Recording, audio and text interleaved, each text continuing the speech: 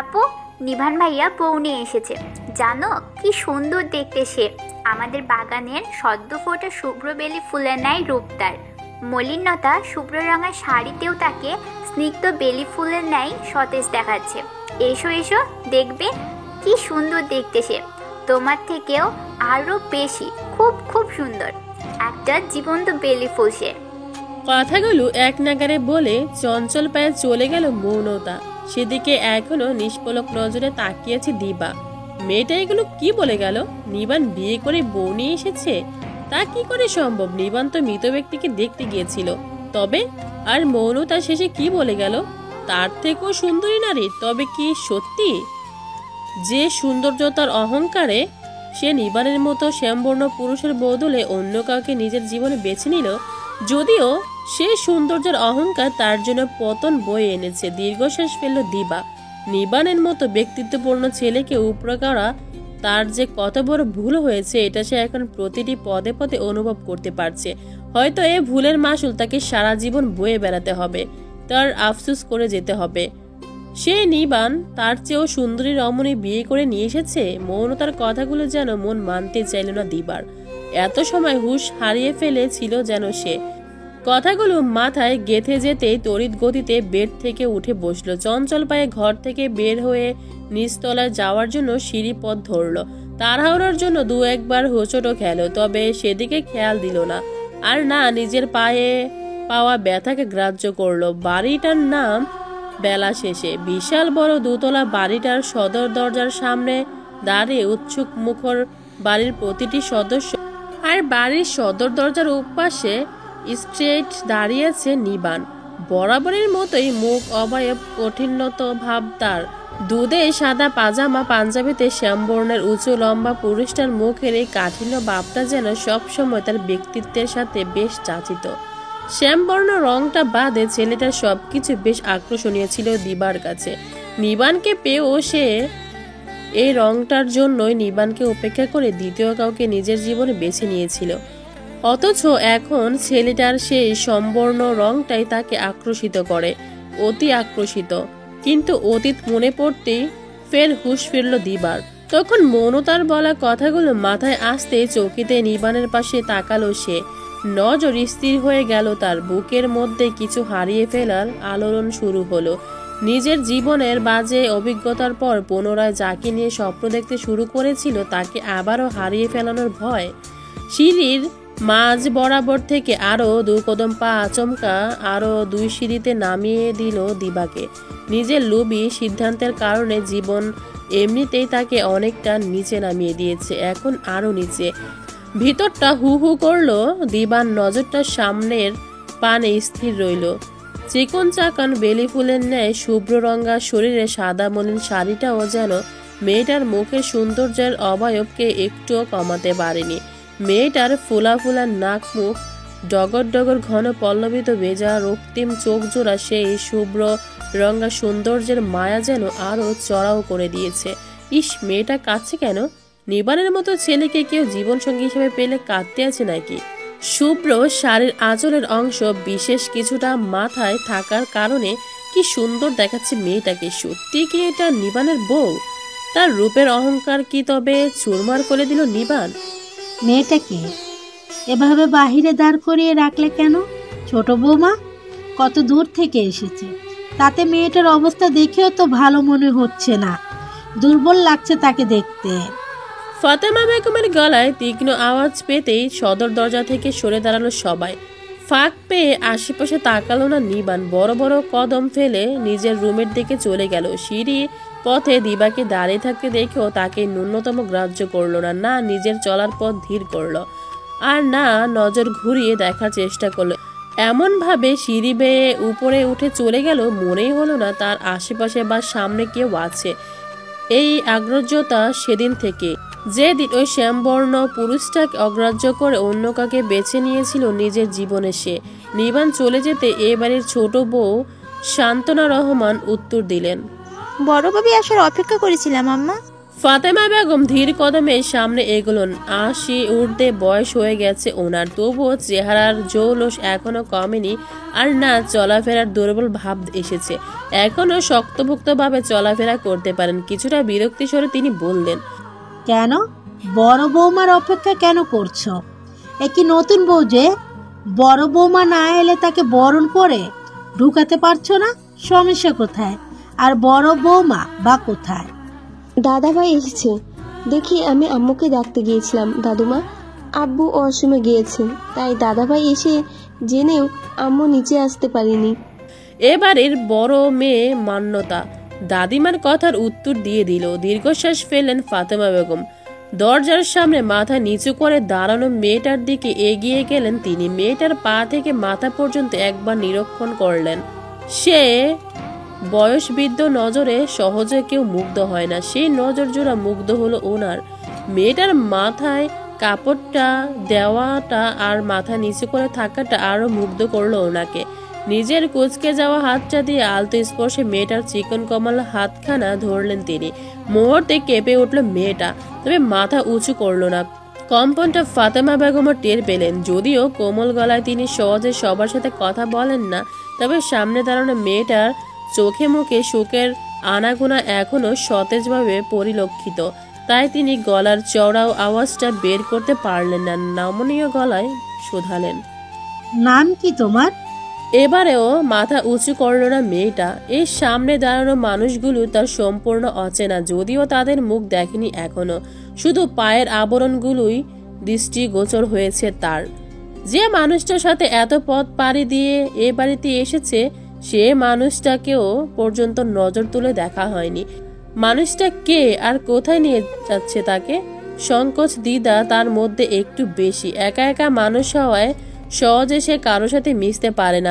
বাহিরের অপরিচিত কারো সাথে কথা বলতে গেলেও সে দ্বিধাটা সহজেই স্বভাবে তার ধরা দেয়। তবে বাবার উপদেশ আদেশ নিজের স্বভাব ব্যবহারেও যে সে পরিলক্ষিত রাখতে চায়। হঠাৎ বাবার কথা মনে পড়তে কলেজা মোচড় দিয়ে হু হু করে কেঁদে উঠল মন। কান্নারা গলায় এসে ফের দলা পাকিয়ে যন্ত্রণা দিল। সামনে অপেক্ষারত বয়োবিদ্যার শোধানো উত্তরখানা মুখ থেকে বের হতেই চাইল না। সামনে দাঁড়িয়ে থাকা অভিজ্ঞ বিদ্যার নারীটা যেন সেটা বেশ বুঝতে পারলেন। ফের নরম কণ্ঠে শোধালেন, বললে না তোমার নাম কি? কৌরি। কান্না গলায়ও নিজের নামটা তড়িগড়ি করে বলল কৌরি। না হলে সামনে দাঁড়ানো বয়োবিদ্যার সাথে যে বেয়াদবি হয়ে যাবে। কৌরির উত্তর পেয়ে মুখে মৃদু হাসি ফুটিয়ে কিছু বলতে যাবেন ফাতেমা বেগম, তার আগে প্রাণবন্ত কণ্ঠে পাশ থেকে কেউ বলে উঠল, ফুলকলি নাকি পানকলি, কোনটা তোমার নাম? শান্তনা রহমান সঙ্গে সঙ্গে ছেলের পানে চোখ মোটা মোটা করে কঠিন চোখে তাকালেন। অসভ্য ছেলের কোথাও মুখ স্থির থাকে না, সম্মানের 12টা বেজে যায়। এই ছেলে যেখানে থাকে মুখ কাচুমচু করে মাথা নিচু করে নিল নাফিম। সে তো সবসময় সত্য কথা বলে, তবে কেন তাকে সবসময় এরকম চোখ মোটা মোটা করে বকে ধমকে শাসন করা হয়? ভাল লাগে না আর একটুও। তবে কৌরি নামের মেয়েটার তার ভীষণ ভালো লেগেছে। কি শান্ত, তার আপুদের মতো এত বক বক করে না, আর কি সুন্দর দেখতেও। সবাই বলে এ বাড়ির মেয়েগুলির মধ্যে সবচেয়ে দিবা আপু সুন্দর, তারও মনে হয়। তবে আজ থেকে দিবা আপু কাট। দিবা আপুর থেকে কত সুন্দর এই মেয়েটা। এত সময় সে হা হয়ে দেখছে। সবাই দাদাভাইকে বিয়ে দেওয়ার জন্য পাগল হয়ে গেছে, অথচ দাদা ভাই এত সুন্দর সুন্দর মেয়ে দেখেও বিয়ে করতে চায় না। অথচ এই বাড়ির কেউ তাকে একবারও বিয়ে করার কথা বলে না। তাকে বিয়ে করার কথা বললে সে আগে যাকে পছন্দ করত, এখন নির্দ্বিধা এই ফুলকড়ি নাকি পানকড়ি নামক মেয়েকে বিয়ে করতে চাইবে। বাড়ির সবাই দাদাভাইকে বিয়ে দেওয়ার জন্য যখন দাদাভাইয়ের মতামত চেয়েছিল, নিশ্চয়ই তারও চাইবে।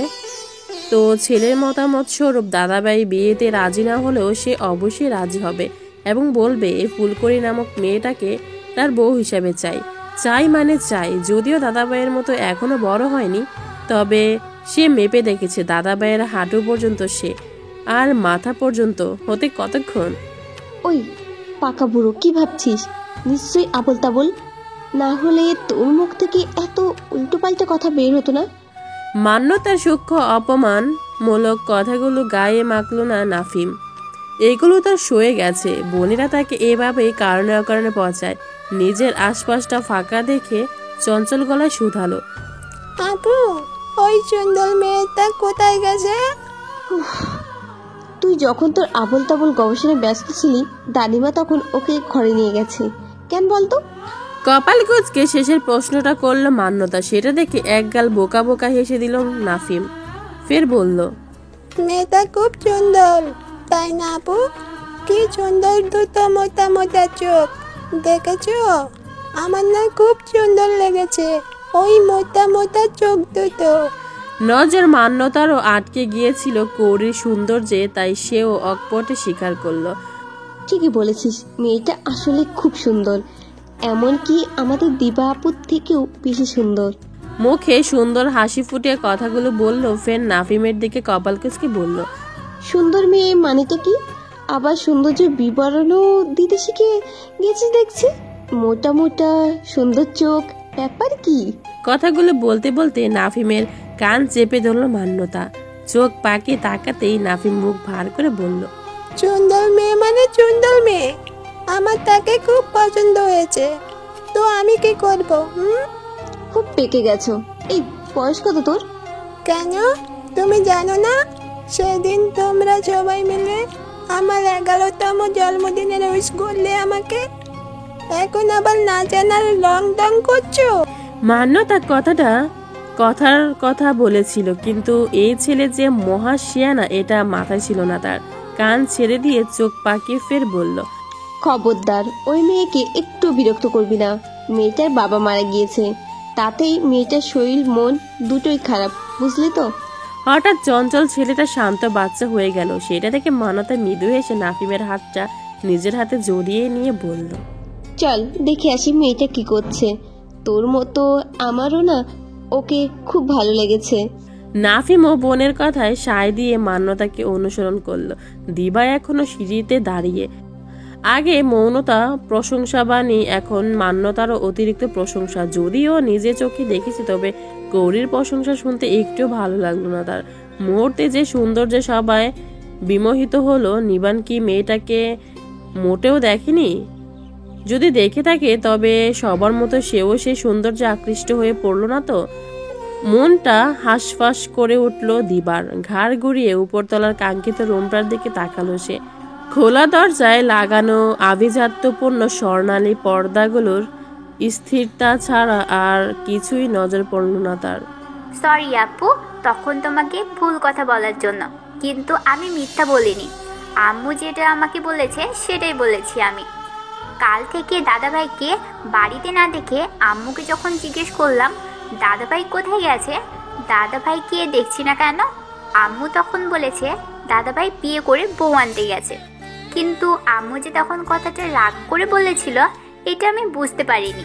মুখে হাসি ফুটতে না চাইলেও জোর করে মুখে হাসি ফোটানোর চেষ্টা করলো দিবা। ফের সচ্ছলর মৌনতার কাচুমাচু মুখের দিকে কিছুক্ষণ তাকিয়ে থেকে বলল, ঠিক আছে পাগলি, আমি কিছু মনে করিনি। তুই কোথায় যাচ্ছিলি? যা। চলে গেল মৌনতা। মৌনতা বয়সে ছোট হলো, বরাবর বাড়ির প্রতিটি ব্যক্তির বিষয়ে তার কৌতূহল বেশি। কে কোথায় গেছে, আজ বাড়িতে কে নেই কেন, কার মন খারাপ কেন, কি হয়েছে তার, কে খেয়েছে না খেয়েছে, তবে খায়নি কেন, ক্লাস 7-এ পড়লো, মেয়েটার এসব বিষয়ে খেয়াল দেন একটু বেশি। ছোট মামি হয়তো কাজে ব্যস্ত ছিল, সেই ব্যস্ততার মধ্যে গিয়ে মেয়েটা হয়তো বারবার জিজ্ঞেস করছে দাদাভাই কোথায়। তাই হয়তো উত্তর স্বরূপ এমন কথাই বলে দিয়েছেন মামি। দীর্ঘশ্বাস ফেললো দিবা। তবে নিবান মেয়েটাকে বউ করে না নিয়ে আসলো সবার মতো নিশ্চয়ই মেয়েটার সৌন্দর্য আকৃষ্ট হয়েছে। আর সে আকৃষ্টতার সম্পর্ক তৈরি হতে কতক্ষণ? ভাবনাটা মাথায় আসতে মুহূর্তে পা চালিয়ে উপরে সে কাঙ্ক্ষিত রুমটার দিকে পা বাড়ালো দিবা। যদিও উপেক্ষা আর অপমান ছাড়া সেই মানুষটার থেকে কিছুই মিলবে না, তবুও তার যে নিজের মনে চলা প্রশ্নের উত্তরে বিহিত চাই, না হলে যে খাওয়া ঘুম হারাম হয়ে যাবে তার। রুমটার সামনে এসে বুঝতে পারলো দরজাটা খোলা। নিস্তব্ধতায় ঘেরা শুনশান রুমটার ভিতরে পা রাখার আগেই গম্ভীর বজ্রকণ্ঠে কঠিন ভাষায় আওয়াজ এলো, কার অনুমতি নিয়ে রুমে ঢুকতে যাচ্ছিলি? যেখানে দাঁড়িয়ে আছিস সেখানেই থেমে যা। কিছু বলার থাকলে সেখান থেকেই বল, না হলে get out from my room. বাড়িটা তোর মামুর হলেও রুমটা আমার। সেখানে প্রবেশ করতে গেলে অবশ্যই নিভান আউসাফ আহমেদের অনুমতি লাগবে।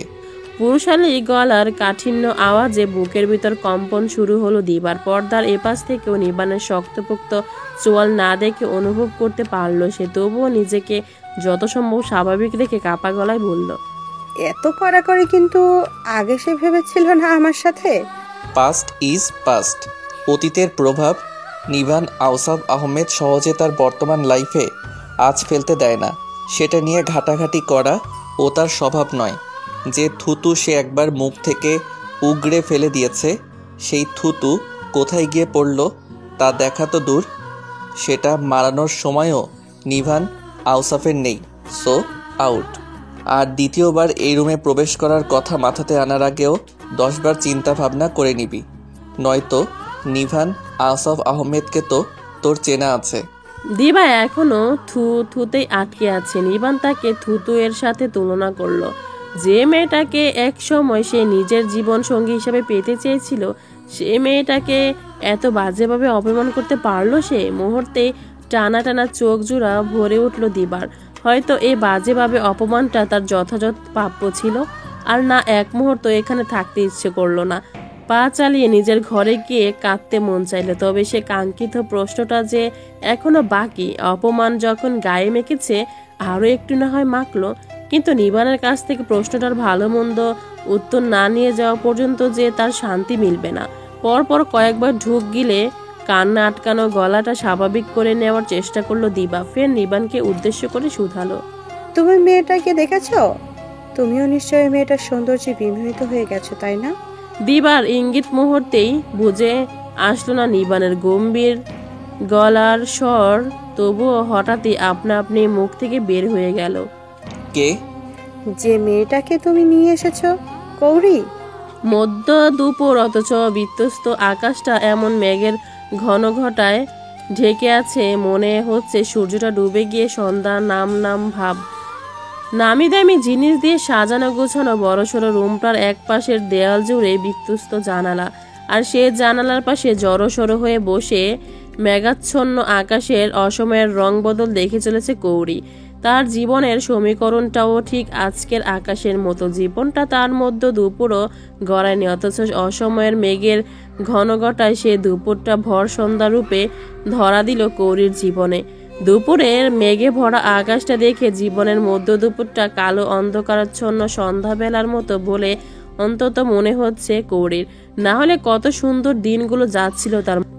মা ছিল না, অথচ দাদি আপা আর বাবাকে নিয়ে কত সুন্দর দিনগুলো পার হয়ে যাচ্ছিল তার।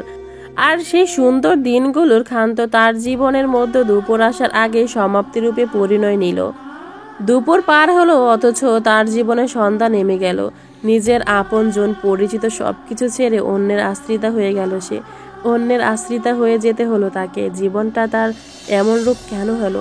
মায়ের ভরপুর আদর শাসনটা ঠিকঠাক মতো পাওয়া হলো না। তার আগে মা চলে গেলেন, তবুও বাবার আদর ভালোবাসায় তো খুব ভালো ছিল। তবে কেন জীবনের মধ্যে দুপুরটা গড়ানোর আগে এখন আবার বাবাও তাকে একা করে মায়ের কাছে চলে গেলেন? বাধ্য হয়ে মায়ের মতো আদর মমতায় মুড়িয়ে রাখা দাদি আপাকেও ছেড়ে চলে আসতে হলো তাকে।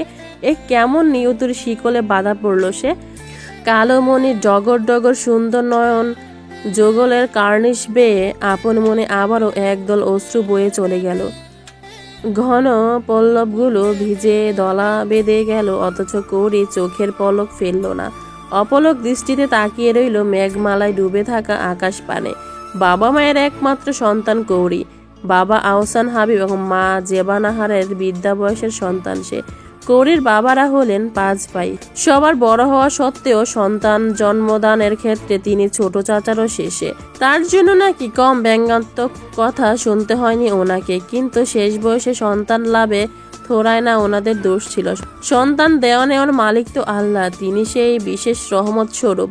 সন্তান সুখ কখন একজোড়া দম্পতিকে দেবেন সেটা শুধু তিনিই জানেন। অথচ সে মহান স্রষ্টার সিদ্ধান্ত মেনে না নিয়ে না বুঝে কত মানুষ কত উপহাস করে বসে, উপহাস্য স্বরূপও দেখে। প্রথম বয়সে একটা সন্তান লাভের আশায় কত ডাক্তার কবিরাজের শরণাপন্ন হয়েছিলেন ওনারা দুজন। কারো কোনো সমস্যা না থাকা সত্ত্বেও যৌবন বয়স গড়িয়ে যাওয়ার এক পর্যায়েও সন্তান লাভে সক্ষম হয়নি ওনারা। একটা সময় শেষমেশ হাল ছেড়ে দিয়ে আল্লাহর উপর অবিচল হলেন, ভরসা করলেন তিনি দিলে দিবেন, না দিলে তো আর ওনাদের হাতে কিচ্ছু নেই। বাবার বয়স 40-এর অধিক গড়িয়ে যাওয়ার পর হঠাৎই একদিন কৌরির পৃথিবীতে আসার সুখবর পেলেন যে ওনারা সন্তান সুখ লাভ করতে চলেছেন। হয়তো সেই সময় ওনারা আর আশা রাখেননি যে এই বয়সে এসে ওনারা আর সন্তানের মুখ দেখতে পাবেন, কিন্তু সৃষ্টিকর্তার উপরে সকল জ্ঞান বিচার বিবেচনা কাজ চলে। সে আস্পর্ধা রাখার ক্ষমতা যে এ জগৎ সংসারে কারো নেই। স্বয়ং তিনি যখন উত্তম পরিকল্পনাকারী, সেখানে ওনার পরিকল্পনার উপরে পরিকল্পনা তাকে কখনো মেনে নেন তিনি। তার জন্ম হওয়ার কথাগুলো দাদিয়াপার থেকে জানা কৌরির। জীবন থেকে নির্দিষ্ট সময়ের অধিক সময় চলে যাওয়ার পর যখন সন্তান জন্ম দিতে সক্ষম হলেন মা, তখন তার আয়ুটা কমে এলো। কৌরিকে জন্ম দিতে গিয়ে তিনি নিজের জীবনটা বিসর্জন দিলেন, জীবনের বিনিময়ে জীবন দিয়ে গেলেন। তারপর ছোট্ট কৌরিকে মানুষ করার জন্য বাবা আর বিয়ে করেননি। দাদিয়াপা বলতেন, তোর মা মরার পর তোর বাপের কত সাধলাম, একখান বিয়ে কর বাপ, না হলে এই দুধের শিশু মানুষ করব কি করে, আর বুড়ো বয়সে বা তোরে দেখবো কে। কিন্তু কে শোনে কার কথা? তোর বাপ কিছুতেই আমার কথা শুনলো না। বিয়ের কথা কইলে তোর বাপে কইতো কি জানিস ছেড়ি। আমার মেয়ের মা লাগবে না আম্মা, আমি আমার মেয়ের আব্বা আম্মা দুজনই হয়ে আমার মেয়েকে আদর যত্ন দিয়ে মানুষ করতে পারবো। তাই বলে আমার সোনাটুকরো রত্নাটাকে আমি সৎমা নামক কারোর হাতে তুলে দিয়ে অবহেলার পাত্রী হতে দিতে চাই না। কত বুঝাইলাম, অথচ তোর বাপে কানেই তুললো না আমার কথা। তবে তোর বাপের কথা মতো সে ঠিক তোরে আদর যত্ন কইরা আগলাইয়া বড় কইরা তুললো, একটু আঘাত ছুতে দেয় নাই তোরে কোনো দিন। বেটা মানুষ হইয়াও কি সুন্দর তোরে সামলাইলো। তোরে একখান কথা কই বুবু, আমি মরার পর তোর বাপের আদর যত্নে করার লোক আর নাই, বুঝলি। দুনিয়াটা বড় স্বার্থপর, এখানে নিঃস্বার্থভাবে মায়া দয়া ভালোবাসা দেখানোর মানুষ খুব অভাব। তাই তুই যেখানেই থাকোস তোর বাপেরে একটু আমার মতো করে আদর যত্ন করিস। মা বাপের মতো নিঃস্বার্থভাবে কেউ আদর যত্ন করতে পারে না, ওরকম আর কেউ হয় না, বুঝলি, কেউ হয় না। চোখ বুজে ফেলল কৌরি, হর হর করে আবারও দু চোখের কার্নিশ বেয়ে নামলো নোনা জল। দাদিয়াপা রয়ে গেল তার কথা, অথচ সেই আদর যত্ন পাওয়ার হকদার মানুষটাই ওনার প্রাপ্য ভালোবাসা আর যত্নের ভাগটা না নিয়ে তাকে ঋণী করে চলে গেল, আর আশ্রয় থাকতেও তাকে অন্যের আশ্রিতা করে দিয়ে গেল। এবার ফুপিয়ে বাবা বাবা বলে কেঁদে দিল কৌরি। কেন তার আপনজনগুলো একে একে এভাবে তাকে নিঃস্ব করে দিয়ে চলে যাচ্ছে। দুহাতে গ্রিল চেপে ধরে তৃষ্ণার্ত পাখির ন্যায় আকাশের দিকে ফিরে ওই বিশালত্ব ছাপিয়ে যাওয়া আকাশের মালিকের কাছে কাতর স্বরে অভিযোগ জানালো, ও মাপুত, তোমার দয়ার নজর কেন আমার উপর একটু সুস্পর্শ করনি? আমাকে কেন এতটা অসহায় করে দিলে? কেন? কাঁদতে কাঁদতে হেঁচকে উঠে গেল কৌরির, গলা দিয়ে আর কথা বের হতে চাইল না। মাথা নুয়ে দু হাতের মুঠে গ্রিল চেপে ধরল কৌরি। ফের বাবার দেওয়া উপদেশ এর কথা মনে পড়লো। বাবা সবসময় তাকে বলতেন, যত বিপদ আসুক আপদ আসুক দুঃখ কষ্ট হোক, কখনো সৃষ্টিকর্তার ওপর অসুস্থ প্রকাশ করব না, বরঞ্চ তার কাছে আর্জি জানাবো, ধৈর্য ধরবে, তার ফলস্বরূপ সৃষ্টিকর্তা তোমাকে আরো ভালো কিছু দেবেন। মাথা নুয়ে চোখ বন্ধ থাকা অবস্থায় আবারও ফুপিয়ে কেঁদে দিল কৌরি। ফের বিড়বিড় করে বলল, ও মাবুদ, তোমার সিদ্ধান্তে সন্তুষ্ট না থাকার কারণে আমাকে ক্ষমা করো। সবকিছু সয়ে নেওয়ার জন্য আমাকে ধৈর্য দাও। মাথায় স্নেহের পরশ পেতে মুখ উঁচু করে তাকালো কৌরি। ঝাপসা দৃষ্টিতে সুন্দর হাস্যজল একখানা মুখ নজরে পড়ল তার। পরিপাটি করে শাড়ি পরা, খুব সুন্দর দেখতে, মাঝবয়সী এক ভদ্র মহিলা। কে উনি? উত্তর সামনে হাঁটু মুড়ে বসা ভদ্র মহিলাই দিয়ে দিলেন, তুমি যার আদেশে এই বাড়িতে আসতে বাধ্য হয়েছ, আমি ওনার কর্ত্রী। তোমার আঙ্কেলকে দেখলেও আমার সাথে দেখা হয়নি কখনো তোমার, তাই আমাকে চিনবে না। কৌরি বেজা চোখে চেয়ে থাকলো সে সৌন্দর্যের ভরপুর লাবণ্যময়ী মাঝবয়সী নারীর পানে। যে পরিচয়টা দিলেন ভদ্র মহিলা, সেই হিসাবে বয়সের সামান্য আঁচও পড়েনি এখন ওনার চেহারায়।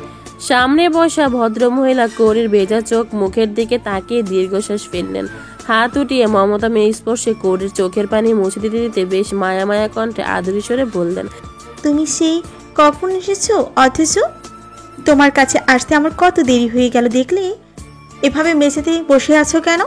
অসুস্থ হয়ে পড়বে তো। আর কান্নাকাটি করে এত সুন্দর চোখ মুখের কি অবস্থা করে ফেলেছো তুমি? এটা কিন্তু একদম ঠিক নয়। তুমি এভাবে কান্নাকাটি করলে সেখানে ভালো থাকতে পারবেন তোমার বাবা? কি করে ভালো থাকবে বলো তো? তার আদরের একমাত্র মেয়ে যদি এভাবে কেঁদে কেটে অস্থির হয়ে পড়ে, আল্লাহ যে তাকে দায়ী করবেন। আর তিনি তোমার চোখের পানির দায়ী হলে কখনো ভালো থাকতে পারবেন? কান্নাকাটি করো না মা। যদি কান্নাকাটি করার হয়, নামাজে দাঁড়িয়ে আল্লাহর কাছে কান্নাকাটি করো, বাবার জন্য দোয়া করো, তাতে বরঞ্চ আল্লাহ খুশি হবেন। আর একদম কান্নাকাটি নয়। আমরা আছি তো, এই যে আমি তোমার বড় মা, আমি আছি তো। ফুপিয়ে কান্না থামলেও চোখ দিয়ে পানি পড়া বন্ধ হয়নি কৌরির। সামনে বসা মমতাময়ীর আদরের কথার কান্নার যেন আরো ভিতর থেকে উগলে ভেঙে এলো তার। সেটা দেখে সামনে বসা নিহারিকা বেগম সংগোপন দীর্ঘশ্বাস ফেললেন। ফের প্রসঙ্গ পাল্টাতে বললেন, তুমি সেই কখন এসেছো, অথচ এখনো পোশাক পাল্টাওনি, সেই বেশি বসে আছো। শরীর খারাপ করবে তো, এভাবে থাকলে অসুস্থ হয়ে পড়বে তো। মা উঠো, গোসল সেরে নিবে। নিশ্চয়ই কান্নাকাটি করে মাথা ধরিয়ে ফেলেছ, তার উপর কত পথ জার্নি করে এলে। আর একটুও কান্নাকাটি নয়, উঠো। উঠে দাঁড়ালেন নিহারিকা বেগম। মুখে তাড়া দিতে থাকলো, হাত থেমে নেই ওনার। হাত ধরে কৌরিকে উঠে দাঁড় করালেন। সঙ্গে সঙ্গে কপাল কুঁচকে গেল ওনার। বাচ্চা মেয়েটার এরকম সাদা শাড়িতে কেন? গ্রামের মেয়েরা সে পুরানো যুগের মতো এখন তো আর শাড়ি পরে না। আধুনিকতার ছোঁয়া তো এখন আর শুধু শহরতলিতে সীমাবদ্ধ নেই। স্মার্টফোন এসে তা গ্রামের প্রতিটি ঘরে ঘরে ছড়িয়ে পড়েছে। আর না কৌরির বিয়ে হয়েছে, তবে এমন ধারার সাদা শাড়ি পরা কেন মেয়েটার? বাবা মারা গিয়েছে তাই? এরকম কোনো প্রচলন আছে কি? তুমি এইরকম পোশাকি কেন, তাও আবার সাদা শাড়িতে? নিজের দিকে তাকালো কৌরি। আচমকা কাল সন্ধ্যাবেলার চিত্র বেসে উঠল মানসপটে। সে শাড়ি পরে এমনটা নয়, বাবার সাথে তার বন্ডিংটা ছিল খুবই ভালো। ভালো মন্দ সব কথা বাবাকে না বলা গেলেও নিজের জীবনের নিত্যকার অধিকাংশ কথা বাবাকে বলতে স্বাচ্ছন্দ্য বোধ করত কৌরি। বাবাও তার কথা মনোযোগ দিয়ে শুনতেন আর ভালো মন্দ আদেশ উপদেশ দিতেন। তিনজনের সংসারে বাবার ছিলেন দুই মা, আর এই দুই মায়ের মধ্যে সব সময় বাবার কাছে ভালো সাজার দণ্ডতা চলতো।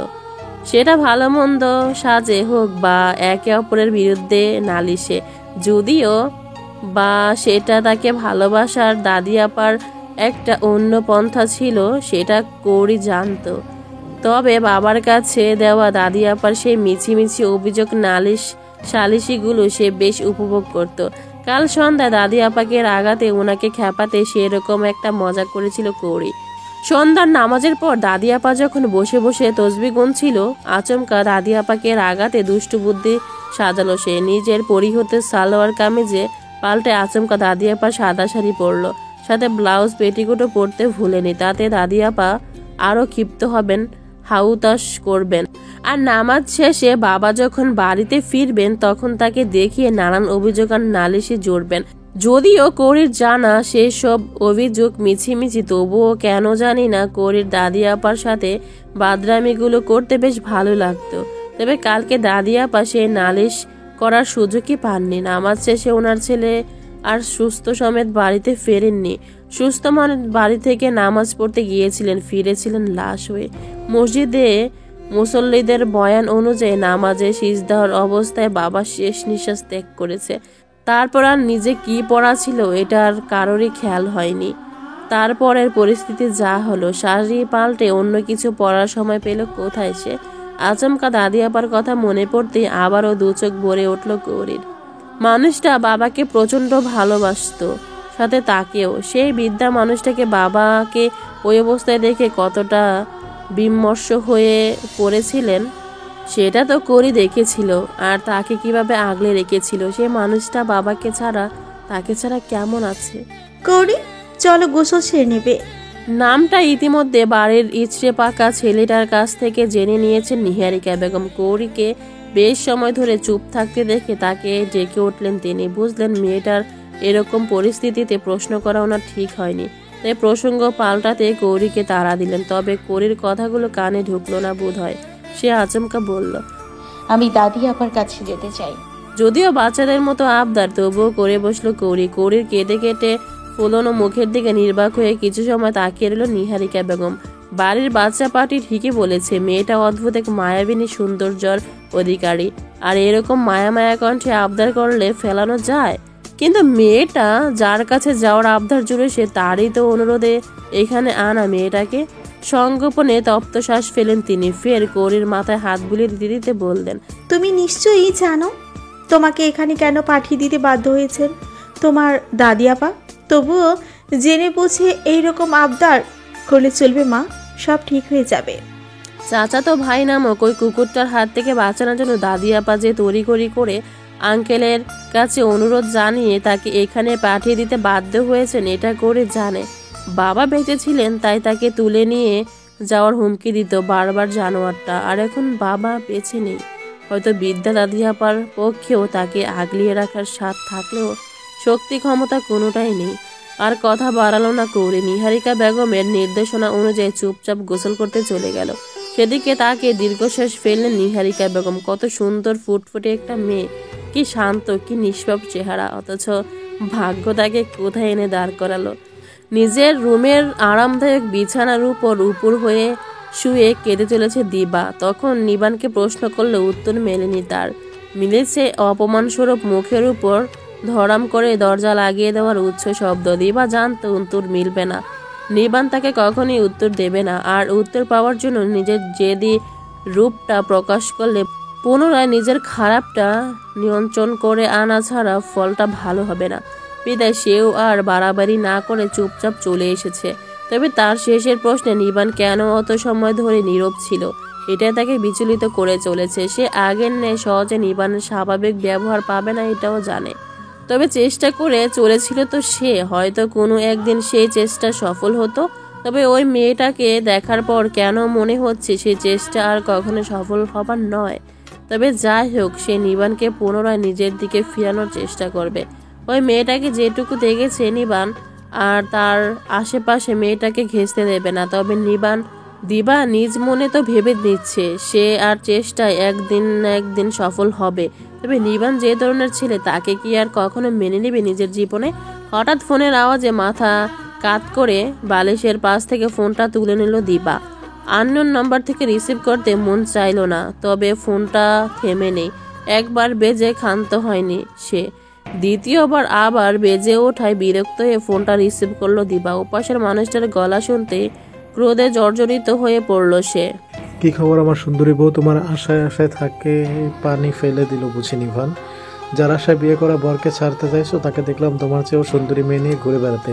সেই জন্য বুঝি কেটে কেটে অস্থির হয়ে পড়েছো বউ। অথচ তোমার জীবন থেকে কি সুন্দর নিজের স্বামীকে বিদায় করে দিতে চলেছো, তাতে কোনো বিরহ জ্বালা নেই তোমার? ইস, পুরনো প্রেমিকের প্রতি দরদ তোমার কান্নার তো গলা শুনে আমারই বুক জ্বলছে। তবে আমি যদি নিবান হতাম না, তবে সিয়ামের ব্যঙ্গাত্মক কথায় দিবার ক্রোধ আরো দ্বিগুণ হলো। কৌরিকে নিয়ে আসার সময় হয়তো এই ছেলে কোথা থেকে দেখেছে বিদায় তাকে উস্কানোর জন্য এই ফোন কল। সিয়ামের বাজে ইঙ্গিতপূর্ণ কথা শেষ করতে দিল না দিবা। সিয়ামের মুখের কথা কেড়ে নিয়ে দাঁতে দাঁত চেপে কড়া গলায় বলল, একদম আজে বাজে কথা ভুলেও মুখে আনবে না। এই জন্য তো তুমি নিভান নও, আর না তার যোগ্য কখনো হতে পারবে। সবাইকে কি তোমার নিজের মতো চরিত্রহীন মনে করো, নাকি নিজে শকুন তো সেই নজরে সবাইকেই অনুভব করো? আর আমার চরিত্রে কাদা ছড়ানোর আগে একবার নিজের দিকে তাকাও। লজ্জা করে না আমাকে বারবার ফোন দিয়ে নাটক করো? সেই তো আমার কাছে ফিরতেই হবে। এত রংঢং দেখাও কেন? তোমার ওই পুরনো আশিকি তোমাকে আর গ্রহণ করবে না। সে রংঢং না দেখিয়ে সম্মানে চলে এসো, আমি তোমাকে সর্বদা গ্রহণ করতে প্রস্তুত। সিয়ামের হেসে হেসে ফের ব্যঙ্গাত্মক কথায় মাথার ভিতর ধপ করে আগুন জ্বলে গেল দিবার। দাঁতের দাঁত চেপে একই সরে বলল, তোর মনে হয় এত কিছু হয়ে যাওয়ার পরও আমি তোমার কাছে ফিরবো? How disgusting funny! তুমি নিজেকে কি ভাবো, রাজপুত্র? যদিও তাই, তবুও আর আমি তোমার কাছে ফিরছি না। আমি একবার বাহিরের চাকচিক্যর মোহে পড়ে মানুষ চিনতে ভুল করেছি। আর দ্বিতীয়বার সেই মোহে ভুল করতে চাই না। কান খুলে শুনে নাও শেখ সিয়াম মাহমুদ, আমি তোমার কাছে আর কখনোই ফিরছি না। সুতরাং আমাকে অযথা ফোন দিয়ে বিরক্ত করবে না। তবে কার মোহে আটকে যেতে যাচ্ছ? তোমার সাধু সঙ্গ চরিত্রবান প্রেমিক পুরুষের মোহে? বাজে কথা বলা বন্ধ করো সিয়াম। নিভানের সাথে আমার তেমন কোনো সম্পর্ক কখনোই ছিল না, এটা তুমি খুব ভালো করে জানো। তো যে নোংরা কাদায় নিজে ডুবে আছো তা অন্যের দিকে ছোড়াছুড়ি বন্ধ করো, না হলে কিন্তু ভালো হবে না। তবে চলে আসছো না কেন? নিভানকে পাওয়ার লোভেই তো পড়ে আছো ওখানে। আবার চরিত্রের ভালো গুণাগুণ শোনো আমাকে তুমি। আর কাকে ভয় দেখো তুমি? আমাকে, সিয়াম মাহমুদকে? হ্যাঁ, তোমাকেই ভয় দেখাচ্ছে শেখ সিয়াম মাহমুদ। আর ফিরবো মানেটা কি? লজ্জা করছে না কথা বলতে তোমার? কি চাইছো তুমি? মদ গাছে খেয়ে সারাদিন 14টা মেয়ে নিয়ে ফুর্তি করে এসে আমার উপর জুলুম করবে, আর আমি সেটা অবলা নারীর মতো সহ্য করব? এতটা অবলা আমাকে মনে হয় তোমার? এতটা অবলা যে আমি নই এটা তুমিও খুব ভালো করেই জানো। আর আমি মরে গেলেও তোমার কাছে কখনোই ফিরছি না। I just hate you.